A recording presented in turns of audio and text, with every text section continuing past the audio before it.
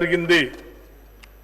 మన దేశ తొలి మహిళా ప్రధాని ఇందిరాగాంధీ, తొలి మహిళా రాష్ట్రపతి ప్రతిభా పాటిల్ మరియు లోక్సభ తొలి మహిళా స్పీకర్ మీరా కుమార్ వంటి మహిళలు ఎంతో సమర్థవంతంగా పనిచేసి వారి పదవులకే వన్నె తెచ్చారు. మన దేశంలోని ప్రతి మహిళకు కూడా అదే సమర్థత ఉందని మా నమ్మకం. భారతదేశ సుస్థిరతకు కుటుంబ వ్యవస్థే పునాది. అందులో మహిళలదే ప్రముఖ పాత్ర. వారి ఆర్థిక స్వావలంబన, కుటుంబ స్వావలంబనకు దేశాభివృద్ధికి ఎంతో కీలకం. స్త్రీ శక్తే దేశ శక్తి అని విశ్వసించి ఇందిరా మహిళా శక్తి మిషన్ను ప్రారంభించాం. ఈ మిషన్తో తెలంగాణలో మహిళా సాధికారతకు నూతన శకం ప్రారంభమైంది. ఈ పథకంలో 20,000 కోట్ల రూపాయల రుణాన్ని అందించాలనే లక్ష్యాన్ని పెట్టుకున్నాం. ఈ లక్ష్యాన్ని కూడా అధిగమించి 21,632 కోట్ల రూపాయలు రుణాల్ని స్వయం సహాయక సంఘాలకు అందించాం. దీని ద్వారా 2.25 లక్షల సూక్ష్మ పరిశ్రమలు స్థాపించబడి మహిళలకు పెద్ద ఎత్తున ఉద్యోగ అవకాశాలు లభించాయి. ఇంతే కాకుండా 214 ఇందిరా మహిళా శక్తి క్యాంటీన్లు కూడా ప్రారంభించాం. 22 ఇందిరా మహిళా శక్తి భవనాలు ఏర్పాటు చేయడానికి ప్రభుత్వం 110 కోట్ల రూపాయలని కేటాయించింది. ఇవి స్వయం సహాయక సంఘాలకు వ్యాపార కేంద్రాలుగా పనిచేస్తూ మహిళలు తమ వ్యాపారాలని విస్తరించుకునేందుకు కీలక భూమిక పోషిస్తాయి. స్వయం సహాయక సంఘాలకు పాఠశాల విద్యార్థుల యూనిఫామ్లు కుట్టే బాధ్యతను కూడా ప్రభుత్వం అప్పగించింది. యూనిఫామ్ కుట్టు ఛార్జీలను జతకు 75 రూపాయలకు పెంచడం జరిగింది.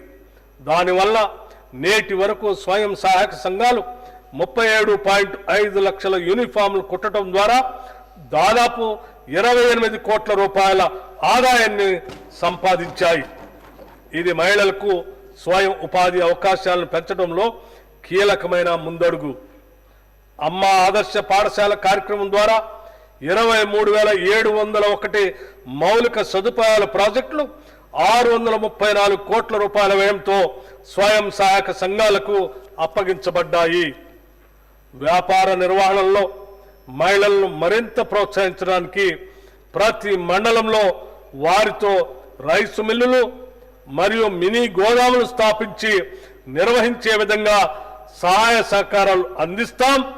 ఐకేపీ కేంద్రాల్లో కొన్న ధాన్యాన్ని కూడా ఆ మిల్లుల్లో మిల్లింగ్ చేయించి ఎఫ్సిఐకి సరఫరా చేసే బాధ్యత మహిళా స్వయం సహాయక సంఘాలకి అప్పగిస్తాం.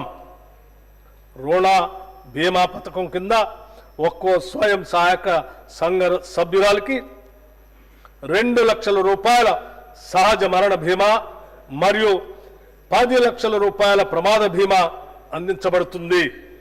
తద్వారా స్వయం సహాయక సంఘాల సభ్యులకు ఆర్థిక రక్షణ కల్పించడమే ప్రభుత్వ లక్ష్యం. మహిళలు గొప్ప వ్యాపారవేత్తలుగా రాణించగలరని ఇప్పటికే రుజువైంది. రిటైల్, రవాణా రంగాలలో మహిళా పారిశ్రామికవేత్తలకు కొత్త అవకాశాలు కల్పిస్తున్నాం. ఇప్పటికే 32 మొబైల్ ఫిష్ రిటైల్ అవుట్లెట్లు ఏర్పాటు చేయబడ్డాయి. నారాయణపేటలో తొలి స్వయం సహాయక సంఘాల మహిళలు నడిపే పెట్రోల్ బంక్ 1,23,00,000 రూపాయల పెట్టుబడితో ప్రారంభించబడింది. రాష్ట్ర వ్యాప్తంగా ఇటువంటి మరిన్ని పెట్రోల్ బంకులు ఏర్పాటు చేసేలాగా ప్రభుత్వం ప్రోత్సహిస్తుంది. మండల మహిళా సమాఖ్యల ద్వారా 600 బస్సుల్ని టీజీఆర్టీసీకి అద్దెకు ఇచ్చేందుకు నిర్ణయించాం. ఇప్పటికే 150 బస్సులను అద్దెకు ఇవ్వడం జరిగింది. స్వయం సహాయక సంఘాలకు సోలార్ విద్యుత్ ఉత్పత్తి ప్లాంట్ల స్థాపన, నిర్వహణను అప్పగిస్తున్నాం. ఈ సంఘాల ద్వారా రాష్ట్ర వ్యాప్తంగా సోలార్ పవర్ ప్లాంట్లను ఏర్పాటు చేయడానికి SERP, TG REDCO, TG SPDCL మరియు టీజీ ఎన్పీడీసీఎల్ మధ్య అవగాహన ఒప్పందం కుదిరింది. ఈ ప్రాజెక్టు ద్వారా 1000 మెగావాట్ల సోలార్ విద్యుత్ ఉత్పత్తి అవ్వటమే కాకుండా మహిళలకు జీవనోపాధి లభిస్తుంది. 1 కోటి మంది మహిళలకు ఇందిరా మహిళా శక్తి మిషన్ పథకం ద్వారా 1,00,000 కోట్ల రూపాయలు వడ్డీ లేని రుణాల్ని అందిస్తాం. పంచాయతీరాజ్ మరియు గ్రామీణ అభివృద్ధి